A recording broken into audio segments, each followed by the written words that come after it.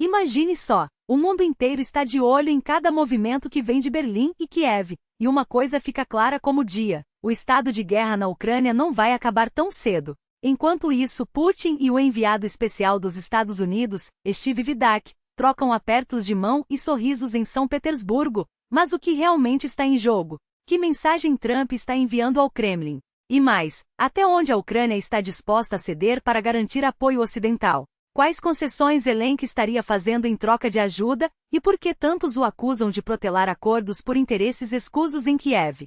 Enquanto isso, a tensão no Báltico explode. A apreensão de um navio russo carregado de petróleo supostamente navegando sob bandeira de Djibouti acendeu um incêndio diplomático. A Lituânia justificou a ação como uma medida de segurança para proteger infraestruturas críticas, portos e embarcações essenciais. Moscou, claro, não ficou calada. A resposta foi imediata e o caso já virou um escândalo internacional. O que mais sabemos até agora? E como isso pode escalar? Se você quer entender o que realmente está acontecendo no tabuleiro geopolítico, chegou a hora de mergulhar fundo. Este é o momento de discutir os fatos que movimentam o mundo. Tem opinião?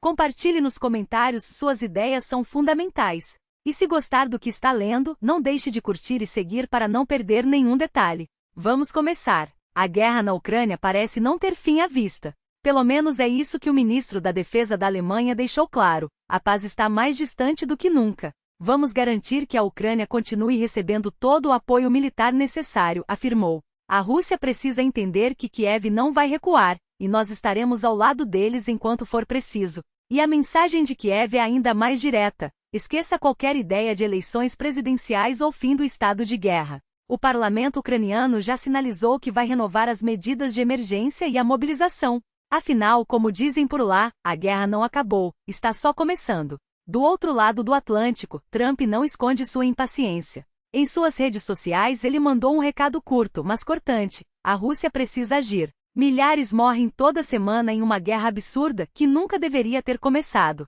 Se eu estivesse no comando, nada disso teria acontecido. Para pressionar Moscou, os Estados Unidos enviaram Vidak a São Petersburgo, em uma reunião que durou horas. Fontes ocidentais sugerem que Trump teria dado um ultimato a Putin: até o final de abril, é preciso avançar em direção a um cessar-fogo. A Casa Branca reforçou que a missão de Vidak é clara: buscar um acordo que ponha fim ao derramamento de sangue. Temos ferramentas para negociar a paz, e vamos usá-las, garantiram. Mas o que realmente aconteceu nesse encontro? Enquanto os assessores de Putin chamaram a conversa de produtiva, o Kremlin divulgou apenas uma nota sucinta, sem detalhes. A imprensa internacional, porém, já levanta uma hipótese polêmica: os Estados Unidos estariam discutindo a divisão da Ucrânia, algo semelhante ao que aconteceu com a Alemanha após a Segunda Guerra. De um lado, territórios controlados por Kiev e o Ocidente; do outro, as áreas dominadas pela Rússia. Será que esse é o caminho? O que você acha? Sua opinião importa. Enquanto isso, Kiev se aproxima de fechar um acordo controverso com Washington sobre a exploração de metais raros. As negociações, que já estão em andamento, prometem ser duras. A delegação ucraniana está nos Estados Unidos para discutir os termos, mas ninguém quer dar muitos detalhes. Afinal, irritar Trump não é uma boa ideia. O New York Times alerta: qualquer passo em falso pode comprometer a relação com os Estados Unidos. Mas o que realmente está travando o acordo? Segundo o secretário do Tesouro americano, Janet Yellen, Zelensky teria adiado a assinatura 3 vezes nos últimos meses. O motivo? Corrupção. Os termos não agradaram aos grupos que desviam dinheiro do país, afirmou Yellen. O que poucos lembram é que esse acordo não beneficia só os Estados Unidos, a Ucrânia e até a Rússia tem muito a perder. Para Moscou, é um sinal de alerta: se os americanos entrarem para explorar os recursos ucranianos, a influência russa na região pode despencar. O mais interessante é que esse acordo não é um negócio obscuro. Pelo contrário, ele garante que os lucros sejam reinvestidos em benefício dos povos americano e ucraniano. Não é um empréstimo predatório, como aqueles que a China costuma oferecer, onde o país perde soberania sobre seus recursos. É uma parceria justa. A Ucrânia entra com os ativos, os Estados Unidos com tecnologia e investimentos, e todos ganham. Ou melhor, quase todos.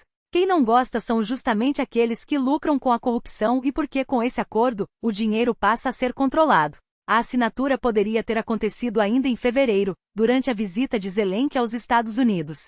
Mas algo deu errado. Trump não gostou da postura do presidente ucraniano, e as coisas azedaram de vez quando Zelensky o interrompeu durante uma conversa. Você está em uma posição muito frágil, teria dito Trump. Permitiu que as coisas chegassem a um ponto crítico. Agora, a pergunta que não quer calar. Até onde Kiev está disposto a ir para garantir o apoio ocidental? E o que Moscou fará para impedir que os Estados Unidos consolidem sua presença na Ucrânia? O jogo está em andamento e cada movimento conta. Fique atento, porque o que acontece agora pode definir o futuro da Europa e do mundo. A situação é clara. Zelensky percebeu tarde demais que as cartas que tinha em mãos eram frágeis, e agora, diante de um jogador como Trump, não há espaço para blefes. O presidente ucraniano, que antes negociava com a arrogância de quem acreditava ter o Ocidente na palma da mão, se vê forçado a recuar. As mensagens públicas, os apelos velados, a pressa em corrigir o que foi dito. Tudo revela uma realidade incômoda. Kiev não está mais no controle. E Moscou, é claro, observa cada movimento com a frieza de quem sabe que o tabuleiro está prestes a virar. O acordo proposto pelos Estados Unidos não é uma parceria. É uma rendição disfarçada de contrato. Sob o pretexto de investimentos estratégicos, Washington exige nada menos que o controle absoluto dos recursos naturais ucranianos, do gás ao lítio, das estradas aos portos, dos poços de petróleo às minas de terras raras. E o mais alarmante, sem prazo de validade. Uma vez assinado, o documento transformará a Ucrânia em um território economicamente ocupado, onde cada dólar gerado pela exploração de seus recursos será dividido meio a meio com os americanos. Ou pior, onde Kiev terá que pagar com juros a ajuda que antes recebia como doação. Zelensky, que já havia prometido ao seu povo que a assistência ocidental não seria um empréstimo, agora se vê diante de uma armadilha. O texto vazado não menciona segurança, não garante apoio militar contínuo, não oferece um caminho claro para a adesão à União Europeia. Em vez disso, impõe restrições humilhantes. A Ucrânia não poderá vender seus minerais a países que os Estados Unidos considerem concorrentes estratégicos, uma cláusula que, na prática, a proíbe de negociar com a China ou qualquer nação que desafie o domínio americano. E o pior, o acordo pode inviabilizar sua entrada no bloco europeu, já que Bruxelas jamais aceitaria um membro cujos recursos naturais e infraestrutura crítica estão hipotecados a uma potência estrangeira. A reação em Kiev foi de choque. Zelensky, que antes tratava o assunto com a confiança de quem ditava as regras, agora pede análises jurídicas de alto nível, um eufemismo para ganhar tempo enquanto tenta renegociar o inegociável. Seus aliados no governo já estão sob investigação, submetidos a polígrafos para descobrir quem vazou os detalhes do acordo. Mas o dano está feito. A mensagem é clara: a Ucrânia não é mais um parceiro, mas um ativo a ser explorado. E Trump, mestre em virar mesas, não está interessado em salvar Kiev. Ele quer seus recursos, sua submissão, e acima de tudo, uma vitória que enfraqueça a Rússia sem disparar um único tiro.